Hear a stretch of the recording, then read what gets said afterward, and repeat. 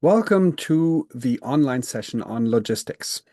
The whole topic will be broken up into three parts. They are not quite equal in length. The first one on transportation will be the longest one, followed by the shortest one on warehousing, and then we'll have a broader topic or a discussion on other logistics services as the final of the three videos. So when we're talking about logistics as part of supply chain, this is one of the functions that a lot of people mentally go to when they talk about logistics, when they talk about supply chain. They think logistics. It's all about moving goods along from the producer towards the customers.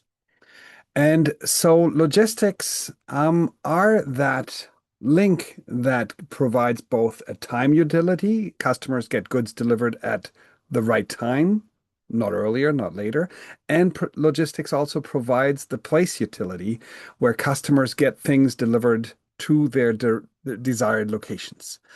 And we think about logistics usually about these external things. You see the background picture here, the movement of containers. It's the movement of goods from one place to the other.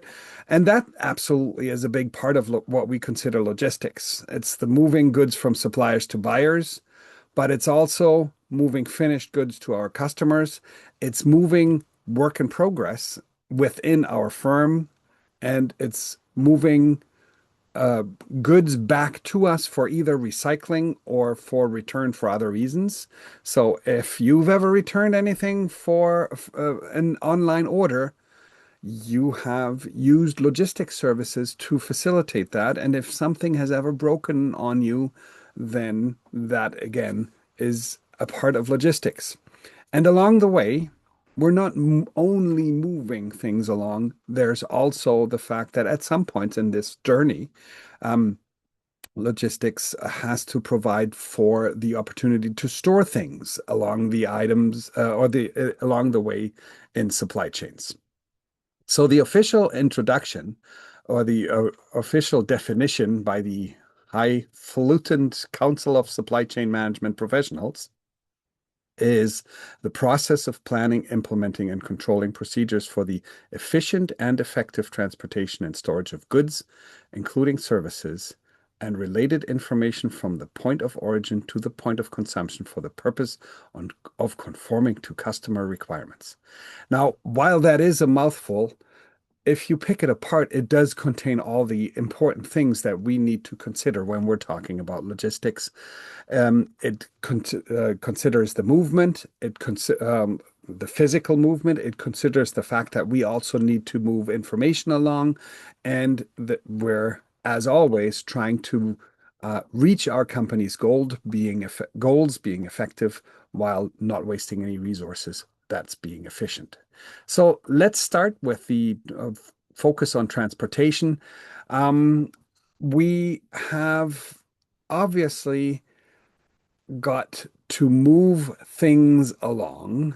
And when we're looking at the objective of this, is we're looking to do this um, in a way that is as efficient and effective as possible. And when we're looking at all these points on the slide here, um, where we need to ensure that the players involved here understand what the needs are that the company's customer, the person or the organization that is needing the transportation service, what they actually need done. And this brings with it a further distinction that we need to think about, because when we're talking about for-hire transportation service companies, we have a number of legal classifications. The first one is common carriers. Those are transportation services that offer their services to anyone, to all shippers that need something moved someplace at published rates, and they don't discriminate or exclude anyone. Then there's contract carriers that aren't serving the general public, but they rather serve specific customers under contractual agreements.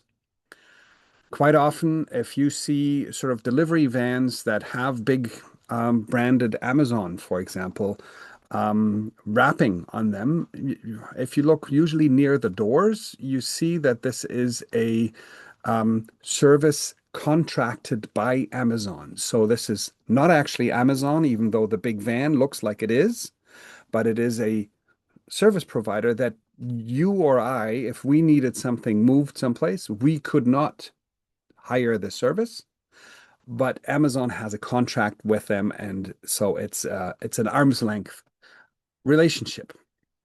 Then we have the third kind, exempt carriers.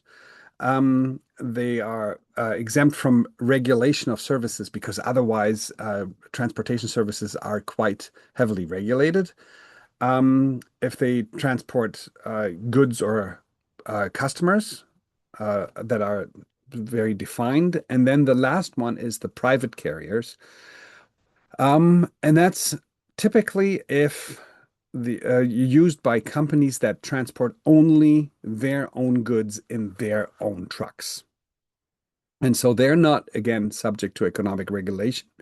And you see this, for example, often in the case of hardware stores. They will have their own delivery truck transporting goods to customer sites. You will see this often in the agricultural sector that farm vehicles actually have this written on the side, not for hire. This is a farm vehicle of this and that farm. And so, moving on to this, because I'm sure that you've read all the other bullet points on the slide by now, moving on are the five modes of transportation. Because we have a lot of choices to make if we are looking to move products from one point to the other. The most flexible mode of transportation is trucks. About 70% of all freight tonnage in the US, that's the number I've been able to find, is moved by trucks. So it's by far the most common form of transportation, and it is the most common form of transportation because it is so flexible. You don't really need a lot of infrastructure to have a truck pick up or drop off goods at a site. Um, if it's a site without any real infrastructure to receive goods, well, then the truck will often come with their own loading and unloading gear. And if you have ever seen a construction site, that's often what happens. A truck pulls up and uses a crane to unload the goods directly onto the site. And these general freight carriers carry most of the goods shipped and include common carriers that we've talked about before, but also in the motor carriers, we have specialized carriers that transport things like liquid petroleum, agricultural products, building materials, and so on. But because it is so flexible, where a lot of product gets moved with this. And we classify this as either what's called LTL, that's less than truckload. So if you have a small shipment to be transported from one place to another, the shipper will work to combine that shipment with other deliveries that go in the same direction. And then there is what's called the TL, the truckload carriers, that where the whole truck gets filled with delivery for one client. So that's the currently most common one. And what used to be the most common one is the rail carriers. They still are very, very efficient when the distance is long and we have heavy or bulky shipments. So when you look at what we have in the Lower Mainland, many of the harbors are connected to rails, and bulk shipments of anything of agricultural products to coal, to ores, to fertilizers. Many of these products get shipped by rail to harbors. Um, it, and if you go into sort of more established, older industrial areas, you will see a lot of companies still have sort of what's called a rail spur, a short branch of a rail line where uh, a lot of rail freight used to be processed. Again, over time, this has largely been replaced by trucks because the rail traffic requires that both the receiver and the sender have these special bits of infrastructure, which has become a bit more of a rarity. It is less flexible because you're tied to the rail and you can't branch off on roads like a truck can do. Um, but it is still, when the goods are heavy and bulky, it is very, very um, efficient at doing that, at transporting these goods, and sometimes in combination, and I'll get to that a little later. Sometimes trucks get put onto, or trailers get put onto rails to go up a long part of the distance without having to be driven by one single person, and then get unloaded and distributed from certain points onwards. So combinations absolutely are possible. Now, the next thing that we're looking at is air carriers, the fastest of the bunch, if you will, but it's really expensive relative to the other modes. Um, because it's so expensive, by volume, it accounts for a relatively small portion of the total freight hauled, because extremely heavy or bulky cargo can't really be transported by air. Um, it's more about lighter, high value goods that need to travel long distances quickly. And about half the goods of that are transported by air are carried by freight-only airlines like FedEx or UPS or Purolator. If you ever go to the Vancouver International Airport, you will see those dedicated planes. So half basically goes into the cargo holds of passenger planes, and the other half is transported on dedicated planes.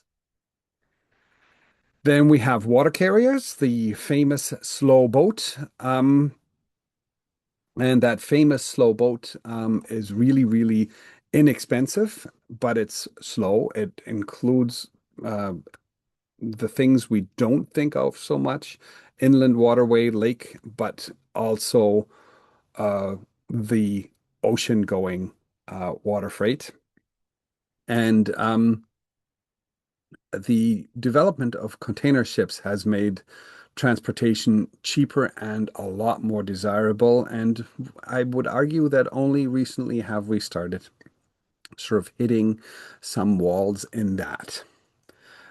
Paired with trucks for door-to-door delivery, again, this is called intermodal transportation. This is a combination of these different things. We'll see that in our next slide as a separate point. The last item that I wanted to share with you here is the pipeline carriers. Very specialized, because even if you say, like, well, any liquid can go through there, you can't really switch. Once you've decided that your pipeline is carrying oil products, you can't really switch that to anything else. You wouldn't want to, switch that to drinking water. Um, it's a technical limitation, but once the pipeline is running, there's comparatively little maintenance needed. And materials in either a gas state or a liquid state can be transported very, very efficiently. The things that we think of when we think of pipeline carriers, we have big discussions about oil, we have big discussions about gas, but there's also uh, water that can be transported in pipelines, or products like what's called a coal slurry. So pulverized coals and small particles suspended in water so that you can transport that over long distances. So a very specialized arm, but for the products that are suitable for it, it's a very cheap once the pipeline is built, and a very low maintenance, high volume way of producing this. So then let's move on to that intermodal transportation. I've already mentioned that the trailer on flat car service, the TOFC, when containers or when trucks get put or truck trailers get put onto rail cars, um, or containers on flat cars. These are called piggyback services when the same containers can be uh, placed on board ships, freight airliners, container trucks, container rail. Those things are very easily combined with each other so that the long distances get uh, handled by the cheap mode of transportation, and the flexibility comes in where needed.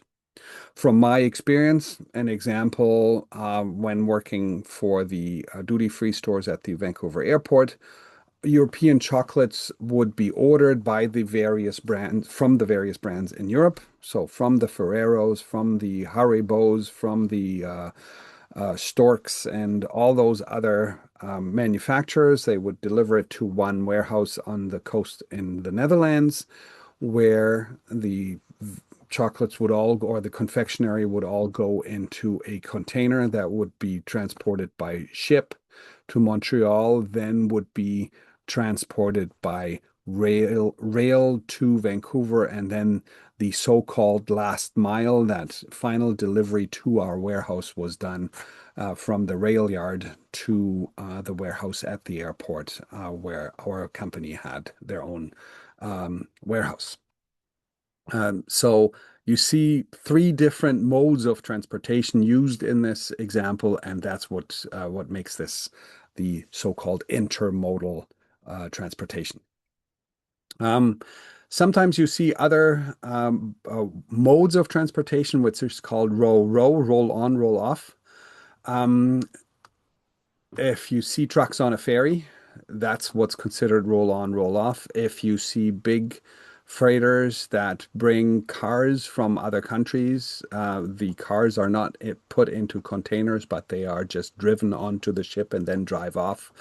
Um, and they do that under their own power without any special loading equipment. All right. And so in the end, the intermodal transportation can make the movement of goods cheaper, quicker, and more secure. And that's, of course, the combination of all the things that we desire for our transport. Now, let's look at the various ways that pricing happens. The first one is simply the cost of service pricing based on fixed and variable costs of the transportation of the carriers. The carrier will look at, okay, here's my infrastructure that I have to buy, the trucks, the warehouse, and all that, and that's my fixed cost. And then we add the variable cost, and we can calculate this, and that becomes the basis for the pricing. But if you've ever taken an Uber during surge pricing time, you know what value of service pricing looks like, because transportation providers can also price based on the highest levels that the market will bear. And so that so-called surge pricing, when you're using an Uber, is one of the things that if if you happen to want to go home after a Canada soccer game during the World Cup, Uber will charge you significantly more than if you did the same kind of trip during an off-peak time. And so this type of pricing is called value of service. And when we're looking at negotiated pricing, generally these tend to fall somewhere in between the cost of service and value of service, in a negotiation between the two, uh, the buyer and the service provider of the transportation service. To help companies be more efficient in agreeing on um, what exactly the transport service is including, what is often used is so-called terms of trade.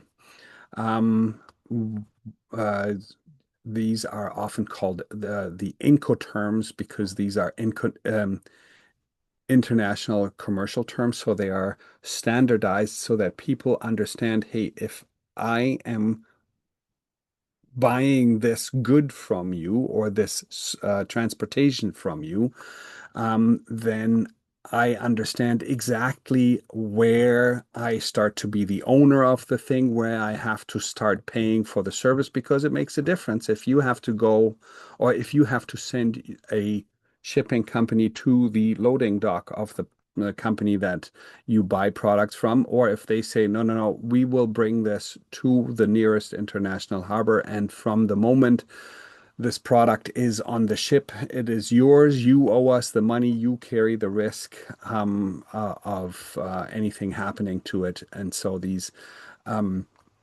this type of um, arrangement that specifies clearly um, at what point seller and buyer of goods hand over the goods and who handles the responsibility to bring the goods to that particular point and who uh, from what point on does the buyer of the goods own that.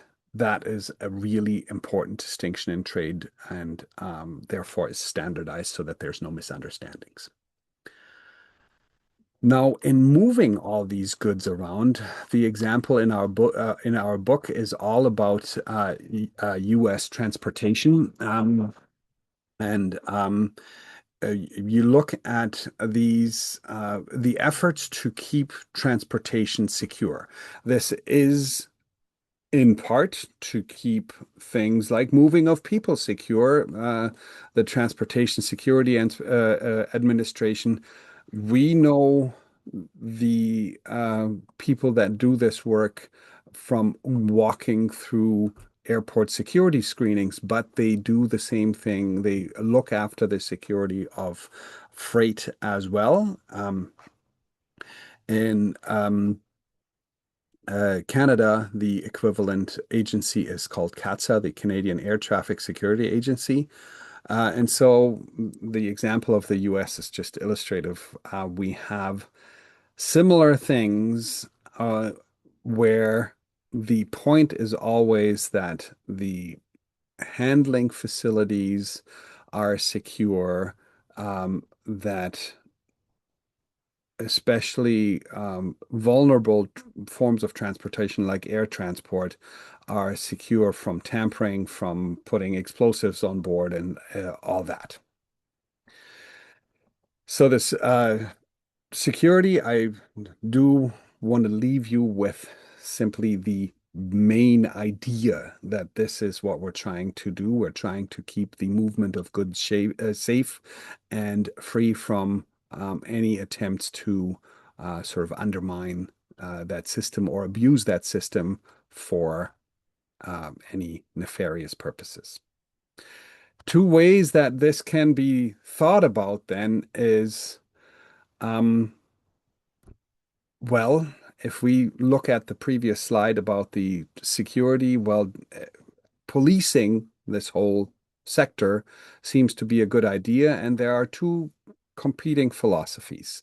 Um, the regulation, the philosophy of regulation means that the state can interfere and impose certain rules on the service providers. And it can ensure that trucks on the road are safe. It can ensure that drivers don't have hours that are too long and thereby endangering the safety of other people on the road. It can ensure that companies don't collude to jack up pricing. All these things that you see here can be addressed by regulation. And there are jurisdictions in the world, like the European Union, for example, that by and large do believe that markets hold very little incentive for transportation players to, play it safe, play it responsible, and therefore the approach is we need to set the rules because there's no incentive for the market to um, abide by these sorts of standards. The other side of looking at this is the people that think that deregulation encourages competition, and this will be just simply the market taking care of it. Biggest example here is the US transportation industry. It remains essentially deregulated. And just saying, like, look, we have general laws against antitrust and so on, the security laws, even that's all in place. We don't need sector specific regulation. So you stay out of this as much as possible, and the market will take care of the rest. With the EU being sort of more on the pro side of regulation, the US being probably the farthest on the side of advocating deregulation, as is so often the case. Canada finds itself somewhere in the middle between these two polar points on the views of regulation and deregulation. So thanks for watching the first of the 3 videos. The next one will be quite a bit shorter. So see you on the topic of warehousing.